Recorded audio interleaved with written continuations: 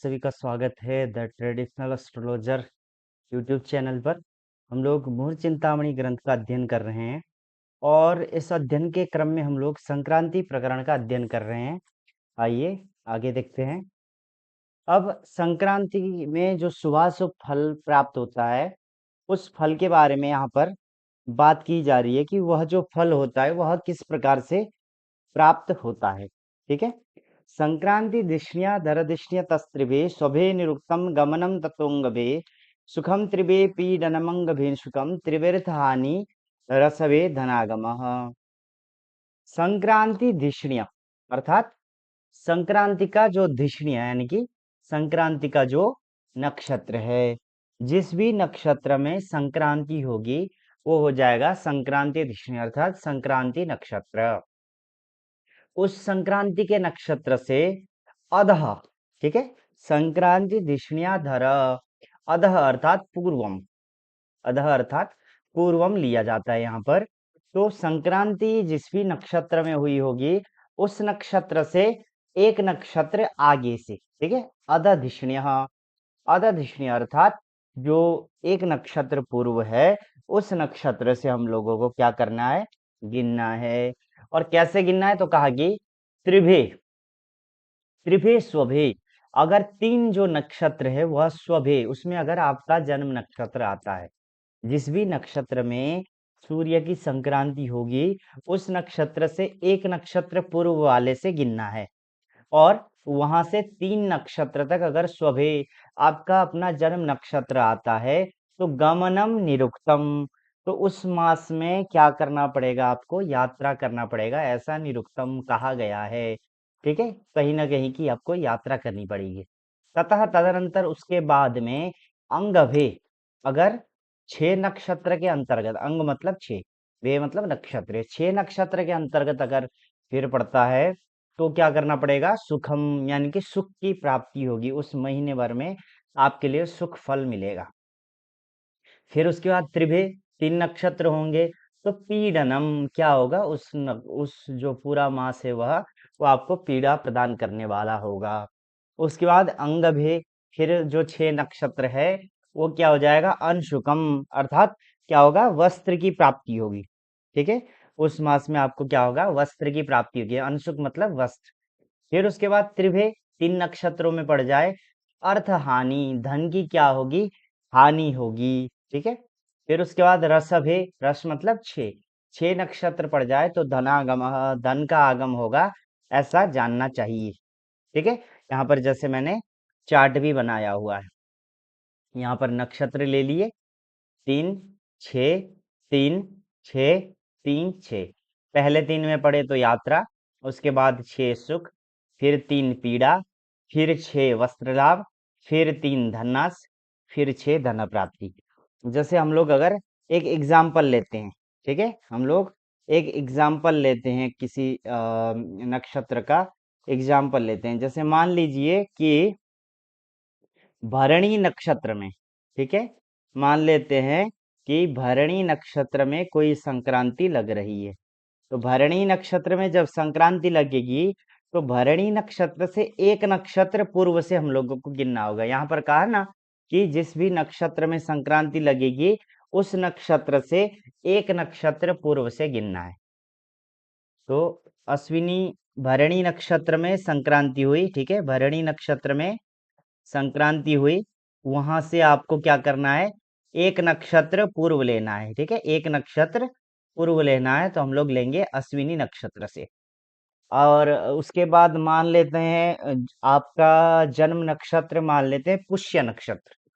ठीक है, आपका जन्म नक्षत्र मान लेते हैं पुष्य नक्षत्र। ठीक है, कोई व्यक्ति विशेष है उसका जन्म नक्षत्र क्या है, पुष्य है। तो अब हम लोगों को क्या करना पड़ेगा, अश्विनी नक्षत्र से पुष्य नक्षत्र तक गिनना पड़ेगा। ठीक है, तो अश्विनी नक्षत्र से पुष्य नक्षत्र तक गिनेंगे, अश्विनी, भरणी, कृतिका, रोहिणी, मृगशिरा, आद्रा, पुनर्वसु, पुष्य। तो अश्विनी से पहले देखते हैं तीन नक्षत्रों के अंतर्गत पुष्य पड़ता है कि नहीं। तो अश्विनी, भरणी, कृत्तिका ये नहीं पड़ा। ठीक है, अश्विनी, भरणी, कृत्तिका ये नहीं पड़ा। अब उसके बाद हम लोग क्या करेंगे, अश्विनी भरणी कृत्तिका तक 3 हो गया। अब यहाँ से फिर 6 नक्षत्र, तो रोहिणी, मृगशिरा, आद्रा, पुनर्वसु, पुष्य। ठीक है, यहाँ पर ये पड़ गया पुष्य नक्षत्र। तो इस मास में इस व्यक्ति को क्या फल मिलेगा, सुख की प्राप्ति होगी। ठीक है, सुख की प्राप्ति होगी। और एक एग्जाम्पल ले लेते हैं, मान लीजिए मघा नक्षत्र में, ठीक है, मघा नक्षत्र में क्या हुई, सूर्य की संक्रांति हुई। ठीक है, मघा नक्षत्र में सूर्य की संक्रांति हुई और किसी व्यक्ति का जो जन्म नक्षत्र है वो क्या है, मूल नक्षत्र है। ठीक है, मघा नक्षत्र में सूर्य की संक्रांति हुई और किसी व्यक्ति का जो जन्म नक्षत्र है वह मूल नक्षत्र है। तो जब मघा में संक्रांति होगी तो मघा से एक नक्षत्र पहले कौन होगा, आश्लेषा। तो आश्लेषा से हम लोगों को गिनना पड़ेगा। तो देखते हैं कि मूल नक्षत्र कहाँ पड़ता है। तो जब आश्लेषा से गिनेंगे तो आश्लेषा, मघा, पूर्वा, फाल्गुनी 3 के अंतर्गत पड़ा, नहीं पड़ा। ठीक है, 3 के अंतर्गत नहीं पड़ा। उसके बाद देखते हैं 6 के अंतर्गत पड़ता है कि नहीं। तो मघा तक हो गया, आश्लेषा, मघा, पूर्वा फाल्गुनी हो गया हमारा। उत्तरा फाल्गुनी, हस्त, चित्रा, स्वाति, विशाखा, अनुराधा। यहाँ पर 6 नक्षत्र खत्म। तो ये 6 में भी नहीं आया ये। ठीक है, ये 6 में भी नहीं आया। उत्तरा फाल्गुनी, हस्त, उत्तरा फाल्गुनी 1, हस्त 2, चित्रा 3, स्वाति 4, विशाखा 5, अनुराधा 6। तो 6 में भी नहीं आया। फिर ज्येष्ठा और मूल, यहाँ पर आ गया मूल, तो इस 3 में आ गया। तो इस 3 का फल क्या है, पीड़ा। तो ये जो मूल नक्षत्र वाला जो व्यक्ति है उसको पूरे महीने क्या होगी, पीड़ा होगी, कष्ट होगा। तो ऐसे इसको बताया जाता है। पंचांग में भी आप जो देखते हैं संक्रांति का जो फल है वो इसी प्रकार से निकाला जाता है। मुझे लगता है 2 एग्जाम्पल से आप लोग अच्छे से समझ गए होंगे। 1-2 अपने तरफ से भी इसको निकाल के देख लेंगे तो और बढ़िया तरीके से आप लोगों को समझ में आ जाएगा। अपने अगल बगल जो भी लोग हैं उनका अगली संक्रांति में निकाल के देखिए तो आपको आराम से आ जाएगा। ठीक है, आगे देखते हैं। अब उसके बाद कहा कि जो ग्रहों का जो बल होता है, ठीक है, ग्रहों का जो बल होता है वह किस प्रकार से होता है। तो मतलब कहाँ कहाँ पर किस किस ग्रह का बल देखना चाहिए। तो कहा कि निरपेक्षणम सर्वकृतिश्च संगरः शास्त्रम विवाहो गमदिक्षणे रवेः वीर्येथ तारा बलतः शुभो विधुर बलेर को अर्क बले कुजादयः। अब इसमें कहा कि रवेः, ठीक है, रवेः यानी कि सूर्य से क्या क्या चीजें सही रहता है। ठीक है, सूर्य से, चंद्रमा से, मंगल से, बुध से, बृहस्पति से, शुक्र से, शनि से, ऐसे करके सभी का यहाँ पर दिया गया है। तो सबसे पहले आता है निरपेक्षणम। निरपेक्षणम ये किसका हो जाएगा, सूर्य का हो जाएगा। अगर आपको निरपेक्षणम मतलब राजा को देखना है, राजा का दर्शन करना है, तो आपको किसका बल विचार करना है, सूर्य का बल विचार करना है कि सूर्य बलवान है कि नहीं। ठीक है, जब भी आपको किसी राजा से, अब तो राजा खैर है नहीं, तो मान लीजिए आपको मुख्यमंत्री से मिलना है, प्रधानमंत्री से मिलना है, या कोई भी बड़े मिनिस्ट्री में बैठे हुए व्यक्ति से मिलना है, तो आप किस चीज का बल करेंगे, निरपेक्षणम, इसमें जो है सूर्य का बल विचार करेंगे। उसके बाद सर्वकृतिश्च, सर्वकृतिश्च अगर सभी प्रकार के जो कार्य है उनमें आप किसका बल विचार करेंगे, सर्वकृतिश्च चंद्रमा, चंद्रमा का जो बल है वो सभी प्रकार के कार्यों को आप इसमें कर सकते हैं। उसके बाद संगरह, संगर मतलब युद्ध। ठीक है, संगर मतलब युद्ध। तो जब कहीं युद्ध करना हो तो आप किसका विचार करेंगे, मंगल का बल का विचार करेंगे कि उस समय मंगल बलवान है कि नहीं। ठीक है, किसका विचार करेंगे, मंगल के बल का विचार करेंगे कि उस समय मंगल बलवान चल रहा है कि नहीं, गोचर के हिसाब से मंगल बलवान है कि नहीं उसका विचार करेंगे। फिर उसके बाद कहा कि शास्त्रम, अगर आपको विद्या का अध्ययन करना है, ठीक है, विद्या का अध्ययन करना है, आपको पढ़ाई करना है, कहीं नए कोचिंग में एडमिशन लेना है, ऐसे कार्यों में, या आप कहीं पढ़ाने जा रहे हैं, नए इंस्टीट्यूट में पढ़ाना स्टार्ट कर रहे हैं, तो आपको उस समय क्या करना है, शास्त्रम यानी कि बुध का जो बल है वह विचार करना है।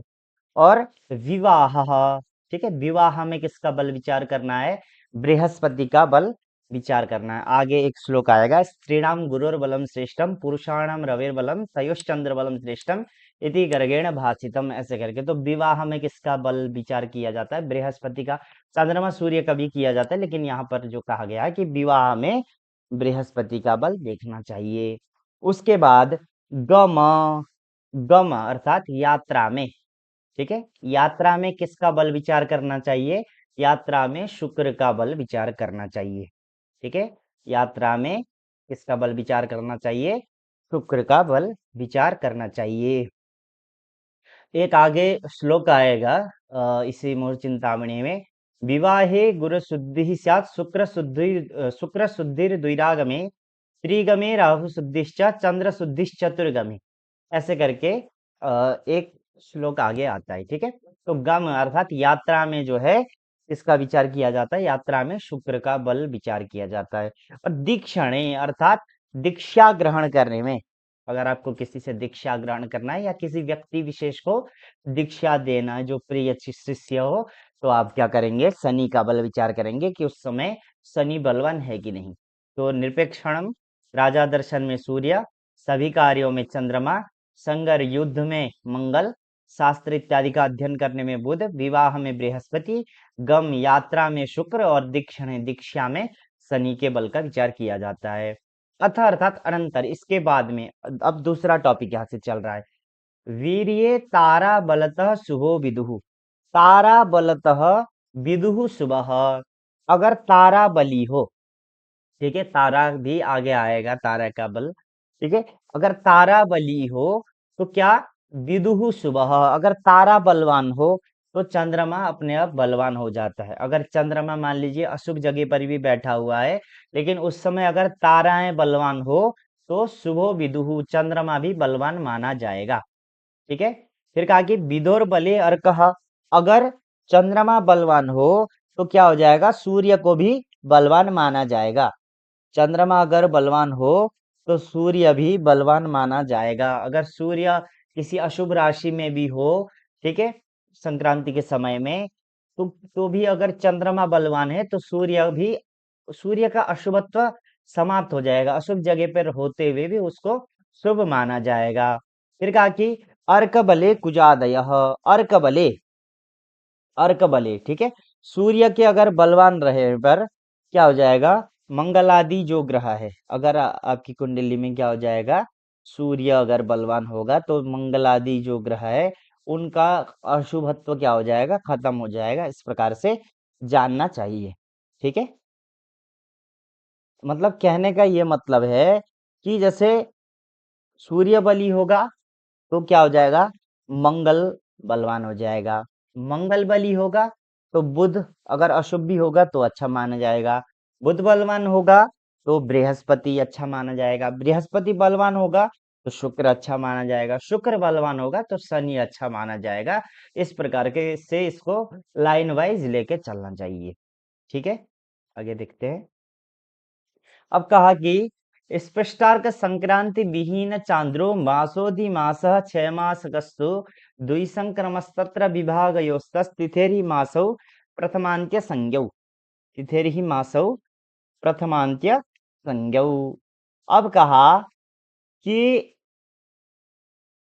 जो चांद्रमास और सौर मास के कारण जो भी अधिमास अथवा क्षय मास होता है वो किस प्रकार से होता है, कागे स्पष्टार्क संक्रांति विहीन चांद्र मासः अधिमासः, स्पष्ट अर्क, स्पष्ट सूर्य के संक्रांति विहीन, संक्रांति से हीन जो चांद्रमास है वह क्या हो जाएगा, अधिमास हो जाएगा, ठीक है, अधिमास हो जाएगा। अब हम लोग पहले ये जानते हैं कि चांद्रमास क्या है। शुक्ल पक्ष की प्रतिपदा से लेके कृष्ण पक्ष की जो अमावस्या होती है उसके अंत तक जो अंत होता है वहां पर, मतलब चांद्रमास के अंत तक हम लोग क्या मानते हैं, एक चांद्रमास मानते हैं, ठीक है, उसमें क्या मानते हैं, एक चांद्रमास मानते हैं। अब जिस चांद्रमास में सूर्य की एक भी संक्रांति न रहे, ठीक है, जिस चांद्रमास में सूर्य की एक भी संक्रांति न रहे उसको क्या कहा जाता है? अधिमास। अधिमास कहा जाता है अथवा मलमास कहा जाता है। अधिमास मतलब अधिक मास, और मल मास मतलब कि जो सूर्य और चंद्रमा का जो अंतर है उसके द्वारा एक विकृत रूप में जो उत्पन्न मास है वो अधिमास कहा जाता है। फिर क्षय मास कस्तु द्विसंक्रमः। क्षय मास किसको कहा जाता है? जिस चांद्रमास में सूर्य की दो संक्रांतियां पड़ जाए, ठीक है, द्विसंक्रमः, दो संक्रांतियां पड़ जाए जिस चांद्रमास में सूर्य की, वो क्या कहा जाएगा? क्षय मासकः, क्षय मास उसको कहा जाता है। फिर कहा कि तत्र विभागयोस्तस्तिथिरि मासौ प्रथमान्त्य संज्ञौ। अब उसमें कहा कि तत्र विभागयोः तस्तिथिर्हि, तिथिर्हि तत्र विभागयोः, ठीक है, जो दो मास है उसमें क्या मानेंगे? मान लीजिए जो 6 मास होगा उसमें क्या हम लोग क्या करेंगे? ठीक है, 6 मास में हम लोग किस प्रकार से जानेंगे कि मान लीजिए किसी का जन्म हो गया, मृत्यु हो गया, तो कौन से मास में मानना चाहिए? तो उसमें कहा कि तिथेरि मासो प्रथमांत्य संज्ञौ। अगर तिथि का हम लोग क्या कर देंगे? 2 भाग कर देंगे, ठीक है, तिथि का हम लोग क्या कर देंगे? 2 भाग कर देंगे। अगर तिथि के पूर्वार्ध में अगर किसी का जन्म होता है तो पहला मास ग्रहण किया जाता है, और यही वहीं अगर तिथि का उत्तरार्ध में जन्म हुआ होगा, तिथि के उत्तरार्ध में जन्म होगा तो अंत्य संज्ञौ, अंतिम बाद वाला जो मास है उसमें मृत्यु हो गया, जन्म इत्यादि जो भी चीजें होती है उसको उस तरीके से मानना चाहिए। अब ये देखते हैं कि 6 मास और अधिक मास कब कब होने की संभावना रहती है। जो यहाँ पर थोड़ा सा टाइपिंग में ऊपर नीचे हो गया है, ठीक है, तो ये जो 6 मास है ये वाला है, ठीक है, ये जो 6 मास है, 6 मास ये होगा, और अधिमास ये होगा, ऊपर नीचे हो गया है। अधिमास की जो संभावना रहती है वो 32 मास के आसपास में होती है, ठीक है, अधिमास की जो संभावना होती है वो 32 मास के आसपास में आती है। और जो 6 मास होता है वो 6 मास 19 साल में, 122 साल में अथवा 121 साल बाद में 6 मास की संभावना बनती है। तो इसको इस प्रकार से जानना चाहिए। तो यहाँ पर हम लोगों का संक्रांति प्रकरण समाप्त होता है। फिर आपसे अगले प्रकरण में मुलाकात होगी। जय श्री राम।